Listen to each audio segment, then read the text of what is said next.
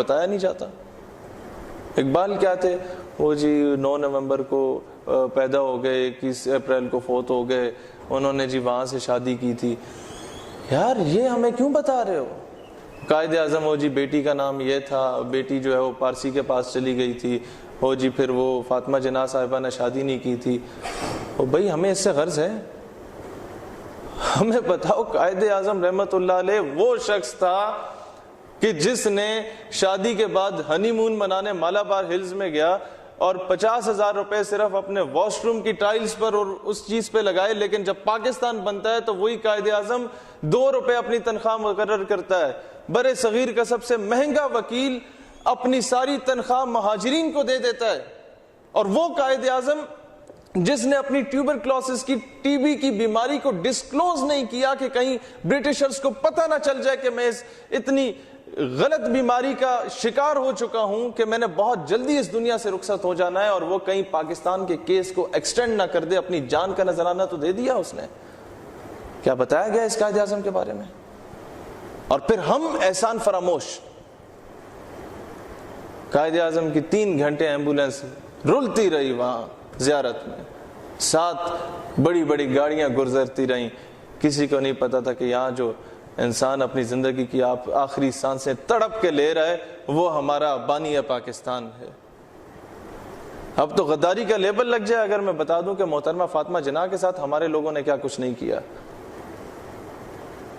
ایک x government کا sitting minister تھا جس کے والد نے, محترمہ فاطمہ جناح کا انتخابی نشان لالٹین ہوا کرتا تھا, ایک سٹنگ منسٹر تھا, اس کے والد نے ایک کتیا کے گلے میں وہ لالٹین ڈال کے اسے کراچی کی سڑکوں پہ گھسیٹا تھا, اور تشبیہ ان سے دی تھی محترمہ فاطمہ جناح سے.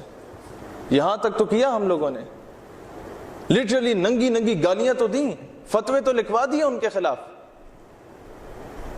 احسان فراموشوں کا ملک ہے. اور بنگلہ دیش کیوں الگ ہوا ہم سے؟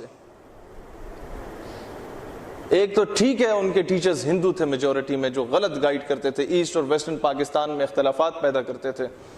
یہ بات بھی درست ہے کہ مکتی باہنی کے غدار ہوں گے, یہ بات بھی درست ہے کہ انڈین ایلیمنٹ بہت زیادہ تھا بیچ میں, لیکن ایک سب سے بڑا ایلیمنٹ یہ تھا بنگلہ دیش کے الگ ہونے کا کہ بنگلہ دیش میں فاطمہ جناح الیکشن جیت چکی تھی اور اس جگہ پہ ہار چکی تھی ہمارے پاکستان میں. تو ان لوگوں نے کہا کہ وہ لوگ جو قائد اعظم کی بہن کے ساتھ سنسیئر نہیں ہو, ہمارے ساتھ کیسے سنسیئر ہو سکتے ہیں؟ اپنی ماضی کی غلطیوں سے سیکھو.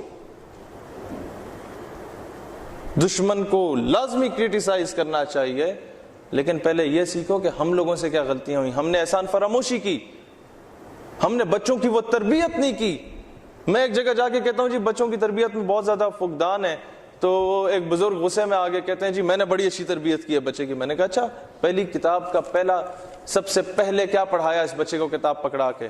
وہ کہتے ہیں میں نے ABC پڑھائی. میں نے کہا دوسری کتاب اٹھائی تو کیا پڑھایا؟ کہتے ہیں میں نے الف بے پہ پڑھائی.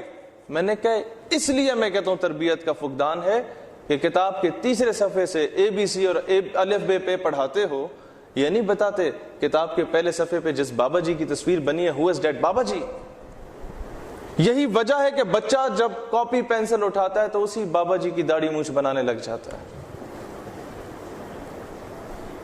یہ تو احترام ہمیں سکھایا گیا اپنے لیڈرز کے بارے میں. اور یاد رکھیں, وہ جو قوم اپنے لیڈرز کا احترام کرنا نہیں جانتی وہ قوم کبھی بھی ترقی نہیں کر سکتی. وہ پھر ہمیشہ غیروں کے آگے کشکول لے کے پھرتی رہے گی. کبھی چائنا جائے گی, کبھی وہ امریکہ جائے گی, کبھی برطانیہ کے آگے جائے گی. اور وزیر اعظم کیا, ایک لوکل منسٹر کیا, اس کا سیکریٹری کیا, ایڈیشنل سیکریٹری بھی کبھی کبھار نہیں آئے گا آپ کے وزیر اعظم کو استقبال کرنے.